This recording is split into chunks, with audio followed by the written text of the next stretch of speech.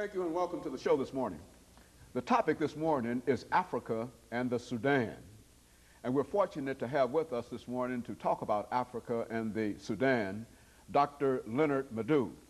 Dr. LMadu1 is an international lawyer, and he's the president of Pan-Africa, and he has also been involved with a large number of other civic and social organizations in and around Nashville and, of course, in a real sense throughout the world. Dr. LMadu1 is also a diplomat, and he has played a very, very significant role dealing with persons who have come to Nashville from Africa and from the Caribbean and escorting them around and doing a number of things that people who are in charge of such responsibilities do. And Dr. LMadu1, let me welcome you to the show this morning. Thank you.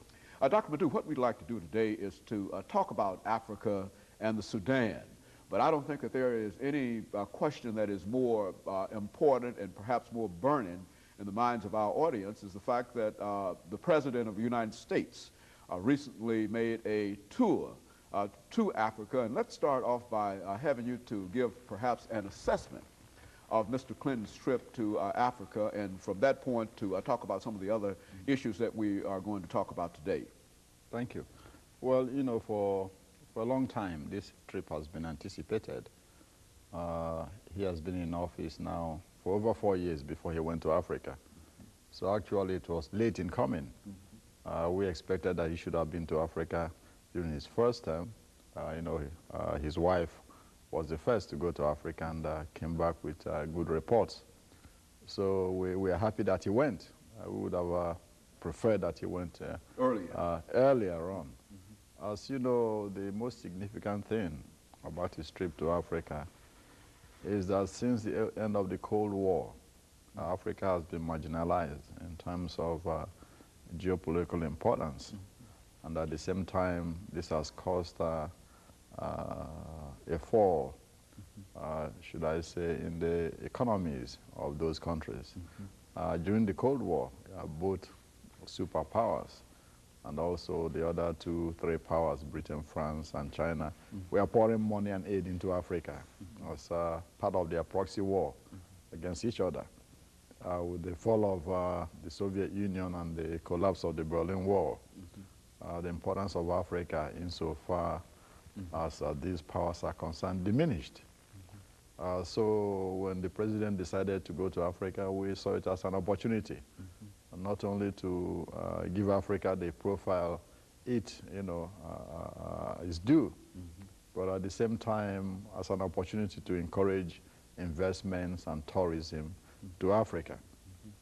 You would observe that when the 7 economic powers have their meetings, Africa is never mentioned.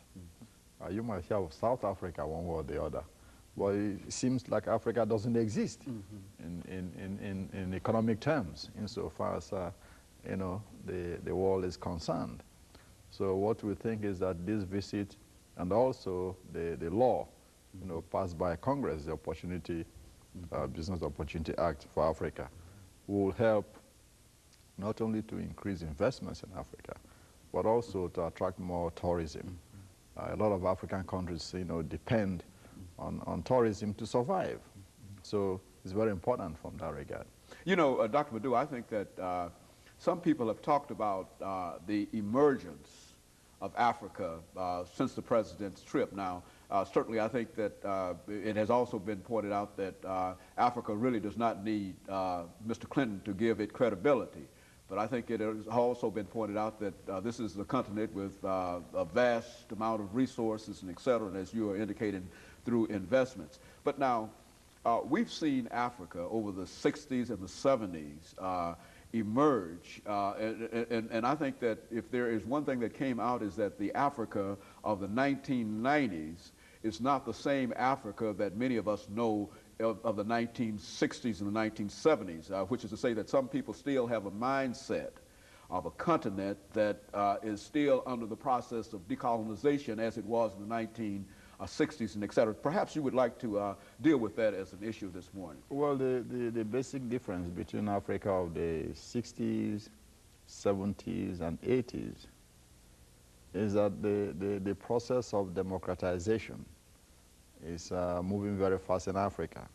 Africans are tired of having despots who sit in power for life and plunder, the continent's resources. You've had people like Mobutu and in Zaire and Nguema in Equatorial Guinea, Bokassa in Central African Republic, Idi Amin in Uganda. These days, Africans want everything that every other people on earth want.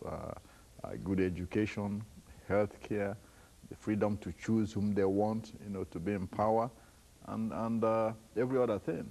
So that's what you're seeing. There's a new wind blowing through the continent. And because of that, we think it's time that some of these donor countries attach very stringent terms or conditions for granting loans to African countries.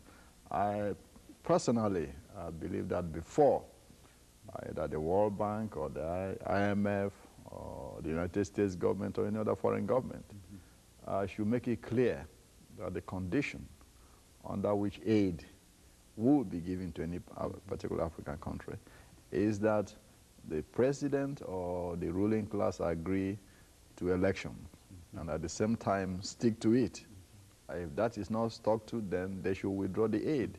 And moreover, before any aid is given, they should make sure that that aid must get to those, who... It must go down to the bottom. Absolutely, absolutely, because what happens, what has happened in the past is that almost 90% of the aid given to these countries never get to where it's supposed to get to. It's never used for what it's designated for. So you find out that, you are pouring money into a drain. And that's precisely what is haunting the continent now. You see all those billions of dollars that were poured into the continent in the 60s, 70s, and 80s. Now, the IMF and the World Bank say, we want our money back. That's why you have this structural adjustment program. And because the money is not there to pay, then the IMF insists that these countries must restructure their economies in order to be able to pay back this loan. The interest on that loan alone is at times larger than the loan itself. See? So you find that African countries are in great economic stress because of the structural adjustments program, which is an outgrowth of all the money poured into Africa in those 3 decades that was never used properly. You see? So it's very important. But anyway, the catchphrase for the 90s in Africa is trade, not aid. Okay. Africans want to trade on equal terms, with the rest of the continent, the rest of the world, not giving them aid. It's like a welfare system. Africans do not want a welfare system anymore. Trade with us, we trade with you. Buy a pencil from us, we buy a pen from you. As far as it's on equal terms, not prices set somewhere else, So that is very important.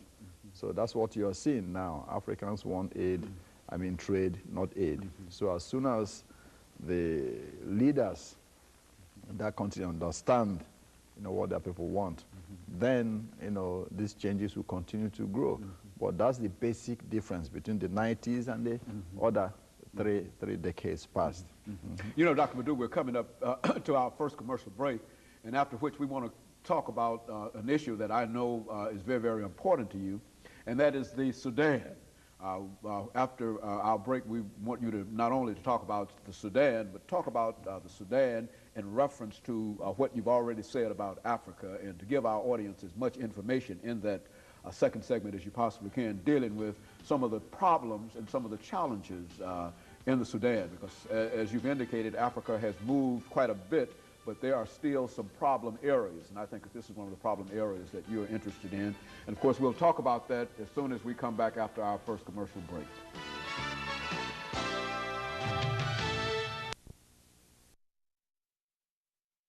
And the Sudan,